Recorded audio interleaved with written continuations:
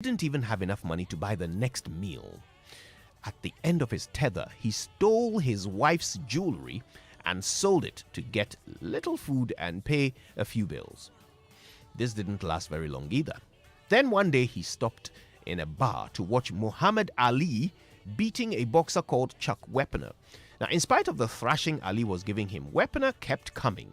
There was something about this fight that struck a chord with the young man. He saw himself in this resilient boxer, and that inspired him to write a story of a talented loser who never gives up no matter how hard life gets.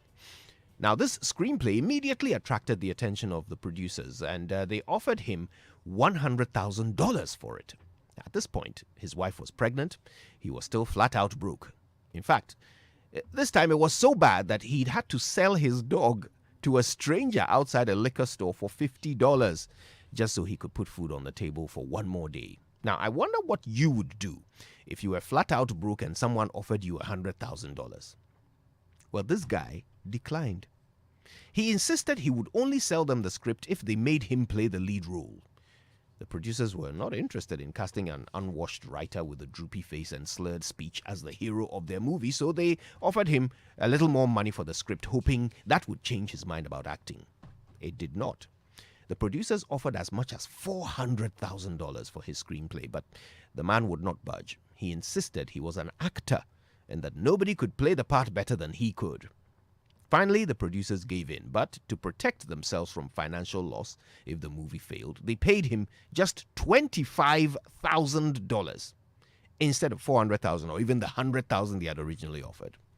Now, at this point, I'm sure expressions like Titinto, Belengu, Mumu, and several more upmarket ones, like blithering idiot, are passing through your minds right now. But who in their right minds would steal their wife's jewelry, sell their family pet, and then turn down almost $500,000 just so they could attempt to act with a droopy face and slurred speech? Well, what if I told you that the script for that movie was called Rocky, and the stubborn, droopy-faced writer who insisted he was an actor was Sylvester Stallone? Would you still consider him a blithering idiot? My dear friend, when you dream, when you picture the person you wish to be someday, do you sometimes wonder whether you have what it takes to make it? Do you look at those who have achieved your dreams and consider yourself not up to their standard? Do you place a lower value on yourself than those you aspire to become? You know, in our part of the world, we are taught to be humble, right? And not to think much of ourselves. We're taught not only to respect our elders, but our betters. But today, I want to ask you, who exactly are your betters? Who is better than you? This was the conviction with which Sylvester Stallone battled to play the role of Rocky Balboa in a movie that spurned 6 blockbuster sequels, 10 Academy Award nominations, and $1.17 billion in the box office. Sylvester Stallone turned down $400,000 in exchange for the chance to play this role. Today, the actor is worth $400 million. Not such a titinto now, is he? All because, even in desperate times, he never devalued himself. Poverty and desperation can make us do interesting things. It can make us sign all kinds of deals with all kinds of devils. It can make us compromise our values, our integrity, and our scruples, shaving off millions from what we are really worth. How else can you explain leaders of a rich nation like Ghana signing dubious deals to give away our precious resources for peanuts, just so that they can get kickbacks? How else can you explain journalists receiving money, cars, and houses in exchange for their objectivity? Today, I want you to remember that you and you alone can decide what your value is in this world. You control the supply of your skills, your strength, and your time. So set your price high and never compromise your value, no matter how tough times get. God made only one of you. That makes you the rarest thing on the planet. That makes you priceless.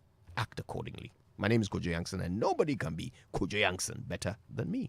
Good morning, Ghana. Commit crime, resisting arrest, and assault. 5 accused persons have been charged. Assault itself and then resisting arrest and other 2 charges. Meanwhile, police arrest 5 Chinese nationals in connection with the missing excavators saga. Also in this package, fresh details from the Auditor General's report reveal PSC Tema Shipyard paid over 800,000 cedis to 53 service providers without a contract. We'll bring you details in a moment. And in business, Cocobalt to sign a loan agreement with more than 6 banks in Ghana targeting up to $1.3 billion. We've got details on the Joy Business Report. Also, Minority serves notice it will not approve the budget of the Communications Ministry if the current sanctions for unregistered SIM cards are not reviewed. These and more here on the news at 6 with me, Bernice Abubedulansa. Thanks for choosing us. Joy News, independent, fearless and credible.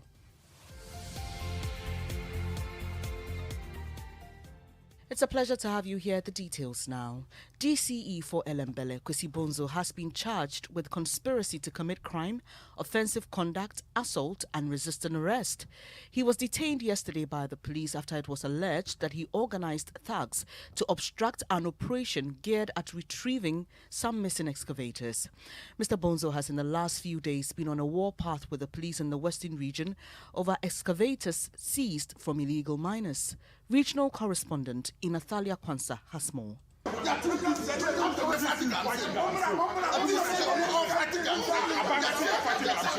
These are angry and disappointed constituency executive in the Elembele district of the Western region, who have been here at the Western Region Police Command for more than 10 hours, waiting in anticipation of a possible release of the DCE and 4 others.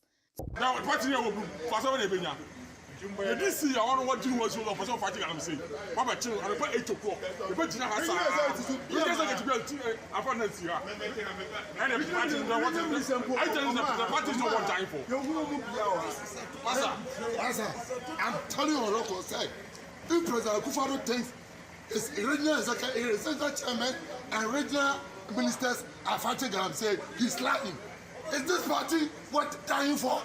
He's in trouble, and nobody is showing care. For more than 12 hours, the district chief executive for Elembele, Kwesi Bonzo, and 3 others were in the custody of the Western Regional Police Command. His arrest, according to sources, happened meters away from the Axim Junction after he had attempted to verify whether an excavator being transported was among the 2 that went missing after the Elembele District Mining Committee seized them at an illegal mining site on August 30th, 2022. He has been charged with 5 counts, according to his counsel, Salome Erika Abeka. Yes, so finally, all the 5 accused persons have been charged, and their charge statements have been taken, including conspiracy to assault itself, and then resisting arrest and other 2 charges. He's expected to appear before the Takoradi Circuit Court on Thursday. Inathalia Kwansa with that report. Meanwhile, the police says it's arrested 5 Chinese nationals in connection with this incident. Joseph Akable joins me in studio with details. Joseph? And so the statement reads that 5 Chinese arrested in connection with the Elembele missing excavators. Police have arrested 5 Chinese suspects in a special operation conducted between the night of 7 September to the dawn of 8 September 2022. So that is the information coming from the police. Well, the concerned Small Scale Miners Association is alleging that Aisha One sneaked back into Ghana months after she was deported and had been operating several Galamsey sites across the country. Michael Kujupepra is president of the association. When she was arrested, and then the nation filed a null prosequa to discontinue the case, and she was deported. After 6 months, she was sighted around Dadieso. That is a border town between Ghana and Cote d'Ivoire. She was trading or having activities close to the border of Cote d'Ivoire. So when things become tough, she would go to Cote d'Ivoire, and when things calm down, she comes back to Ghana. She stayed there for a while, and then she moved to Mali, and later decided to come back to settle here. You heard Michael Kujupepra. He is president of the Concerned Small Scale Miners Association. Moving on to other stories, the Auditor General Johnson Ikwama-Esiedu says management of PSC Tema Shipyard paid over 800,000 cedis to 53 service providers without a contract or agreement to determine the kind of services they will be offering. This is contained in the Auditor General's 2021 report on public boards, corporations and statutory bodies. But management of the company blamed the anomaly on COVID-19, which it says made it difficult to enter into a contract with the service providers. Joy News editor Fred Smith is in the studio with details. Fred? Well, the Auditor General in his latest report says he found out that the shipyard paid more than 860,000 Ghana cedis to 53 service providers without contract or agreement. The audit team, according to the report, said they only cited payment vouchers with signed lists and bills from the service providers. Hence, it could not verify the work done against what was expected to be done and unit price charged. That's my colleague, editor Fred Smith, with details of that. Now, ranking member on Parliament's Foreign Affairs Committee has accused President Akufo-Addo of needless wastefulness in times of scarcity. It comes after the presidential jet was allegedly flown to France ahead of the president's visit to that country. President Akufo-Addo is reported to have travelled by a commercial flight, but Samuel Okudzeto-Ablakwa is questioning why government did not pursue judiciousness and frugality by harmonizing boat travels to save taxpayers' funds, especially in the face of current economic crisis. We are spending money on fuel to fly the presidential jet to France, and then spending money, extra funds, separately on the president's commercial travel arrangement. Why this wastefulness? If there is some justifiable, technical explanation, they should be telling us. We must know. Look, we must assure the Ghanaian people that as political leaders, we value the scarce resources we have, that we will not exacerbate their current harsh economic conditions by engaging in needless wastefulness, in needless profligacy, in needless, ostentation at the expense of the people. Samuel Okudzeto-Ablakwa is ranking member on Parliament's Foreign Affairs Committee. Now, if you are experiencing interruptions with your phone service, you may just want to hold on and not tamper with your phone. It may be because you're not registered, you haven't registered your SIM card yet. Well, the Minister for Communications, Esla Owusu-Ekuful, has thrown her weight behind the immediate and later full-scope sanctions to be applied by the NCA. Currently, outgoing calls and data services for persons who've not even started the process will be blocked for 2 days every week, and then subsequently it will be almost impossible to use your current SIM card if it's unregistered. But the minority has served notice the minister will suffer consequences for her actions. Sam George is member of the Communications Committee. The minister can choose to use her administrative powers in the manner in which she uses, but she should not cry foul when we also, as members of the minority, choose to also use our parliamentary powers and privileges to refuse to hear her budget for 2023. Sam, that can be described as blackmailing. It's not blackmail. If the minister is acting irresponsibly and illegally. Since October last year, we've tried to talk reason. Technical people have explained to her why her route is wrong.